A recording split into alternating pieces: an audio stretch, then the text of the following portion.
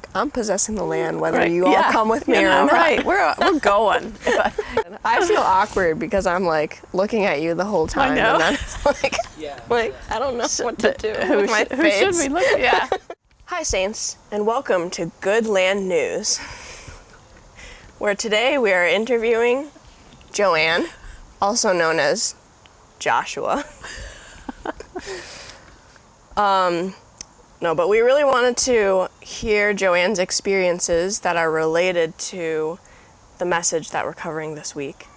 I just feel like hearing real life experiences and examples really helps make the verses real to us. Message 2 is titled The Preparation of Joshua, and the whole premise is that Joshua actually didn't come out of nowhere to be able to bring the Israelites into the good land. Joshua actually was prepared by the Lord for 40 years or more even before he came to the point where he was ready to bring people into the good land. And one of the examples of how Joshua was prepared was when he was sent as a spy by Moses to spy out the good land. And when they came back from spying, they gave the report that the land was good, but there were giants in the land. And eventually, Joshua had to learn that even though almost everyone else was so discouraged and wanted to give up on the good land, Joshua learned to still stand with what the Lord had promised them and the fact that the Lord would be able to still give them the land, even though there were giants. And he was able to eventually, him and Caleb, still try to encourage the people to enter. Unfortunately, they still didn't enter for another 38 years. But we'll stay tuned on that. Okay. Think back any number of years ago, so like as few as 5 years ago or 40 years ago, like Joshua. Can you think of ways that the Lord was preparing you then to follow him today? Yeah, I mean, it feels like he's been bringing me here all my life. You know, that to be saved at a young age, to have parents who were willing to let you go and, you know, go with your friends and go experience, you know, different denominations and those types of things where I felt like that. And then there was always this drawing to other Christians, certain other Christians that I was envious of, wanting to have whatever it was that they had. And, you know, just continuing the search and not obsessively, but, you know, steadily throughout my life. Yeah. And ultimately ending up here and feeling so at home and satisfied. Yeah. Yeah. So it seems like when you would encounter other Christians before, when you were kind of figuring things out, it's like you were almost spying out something that was in them, but you didn't know. Exactly. I was definitely spying, you know, seeing something, but not experiencing. You used the word glimpsing. Glimpsing. I like that word too. Glimpsing something. Yeah. So once you did meet the saints and come to the church life, like, what was that process like? And like, did it feel like you were now treading on the ground that you had initially just spied out? Maybe not initially. I think I had, you know, really seen it, you know, realized, you know, that there were people living in a way that was what I was looking for. And I remember, you know, just going, you know, the Lord is here. the Lord is here among these people, is what I felt. And then I was welcomed into the church and kind of shepherded by some sisters, and I think then I really feel like I've started possessing. Oh, wow. So Yeah. your possessing was really related to other sisters, like coming alongside you and walking with you, maybe. Yeah. In a way. Yeah. Yeah, that was very true. That's That sweet.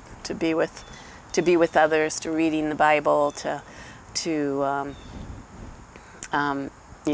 preparing snacks, and just sitting with and being in meetings and learning, meeting with families and Yeah.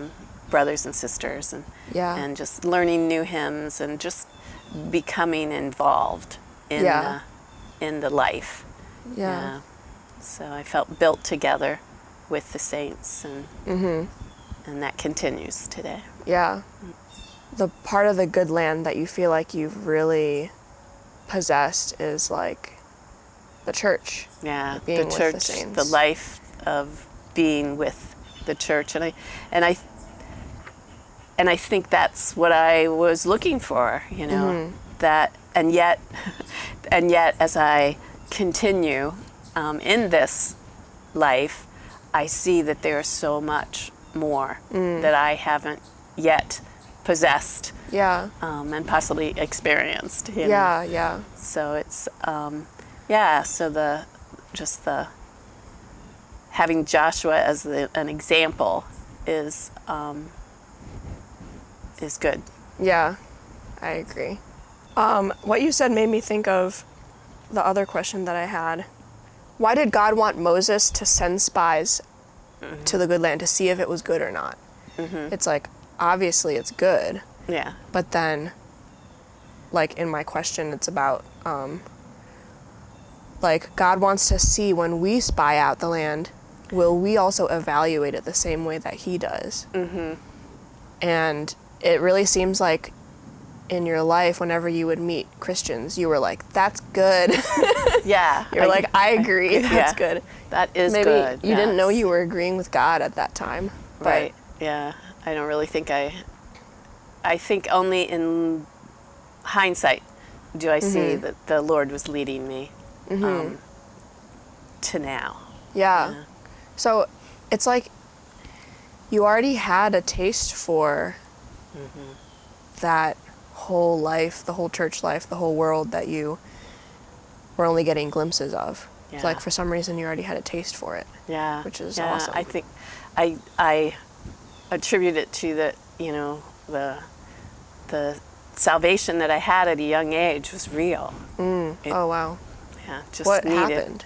Oh, it was an altar call at a Bible school, a week-long Bible school, and it was a Baptist denomination, and they said, if you're really serious about, following the Lord and the things that you've learned, come up. And so Yeah. I was, standing up, and none of my friends, and I'm Really? like, come on.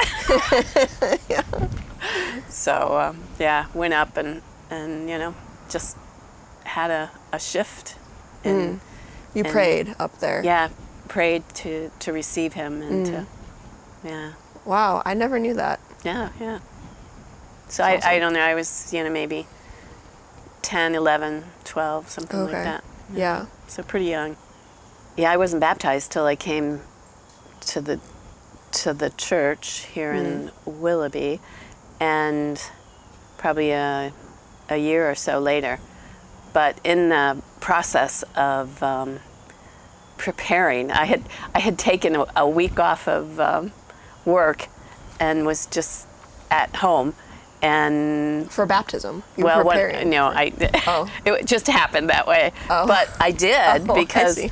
one of the sisters had given me a couple of books and chapters to read and things like that, and it just really made the baptism, so it was, I really understood what I was stepping into.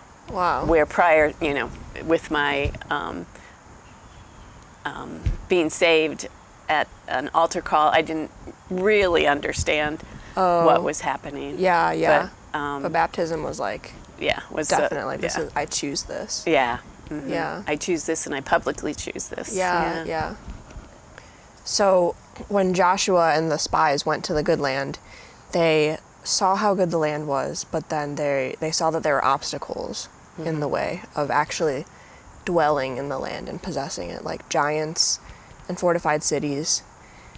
Did you ever come across anything like that? Yes. Pretty much every day. But just, I mean, as things, I've had such a blessed life that I've not had any major, life obstacles that I perceive. But I just am busy in life, and the busyness of my life, of getting involved in lots of different things that consume my time, to let those things go, or to, I think, as far as I've gotten, is to prioritize the church life, the meetings, the gatherings, above those things. Yeah. I haven't totally let go of I mean, the world, but you still have a human life. yeah, definitely. Yeah. So I've let a lot of those things go. Have you ever struggled to stand for the Lord despite opposition? What helped you to eventually stand for him? I want to be, I can't say always, because, always is never true. But I want to be a yes to the Lord, to the saints. So when I'm asked to do something for the church, then I always say yes. And then I hear my internal voice going, "What were you thinking?" Like right now. Like right now. Just like right now. To just say yes, and then, listen to my concerns and objections, and my inner voice asking, why did I say yes to that? Later. Yeah, do that later. Yeah. But to always have the church be a priority. Yeah. That's kind of like where Joshua ended up. It seems like, because when they went to spy out the land and there were all the giants, the people were, and they came back and gave the report, all of the people were so disheartened. They were like, no, there's giants. Like, God didn't tell us about this. But then eventually Joshua learned to just, like, no matter what, stand with what the Lord is doing. So it's almost like you just take that, you try to live that way. And you're just like, no matter what, I want to stand with what the Lord is doing. And then if there's like schedule conflicts or like anything like that, it's like almost like they'll get dealt with. Yeah. But then like your heart is just to be there. Yeah. Which is cool. Yeah, that's very much is that my heart is to be there. And what does that look like? Like, do you have to practically like just cancel stuff or move things around? Move things around frequently, and and it doesn't always work out. Yeah. That I'm missing things, but I'm missing the occasion, and I'm emotionally missing being there. So there's I feel a cost of not going. So Caleb was 40 years old when he went into when he spied or 40-ish, or. Oh yeah, he was around 40. So he was like 80 when he was leading people through. Right. Yeah. God doesn't use, God uses a lot of old people, doesn't he? Yeah, he does. Moses was old. Yeah. Yeah. So there's still hope for us. Yeah. Yeah.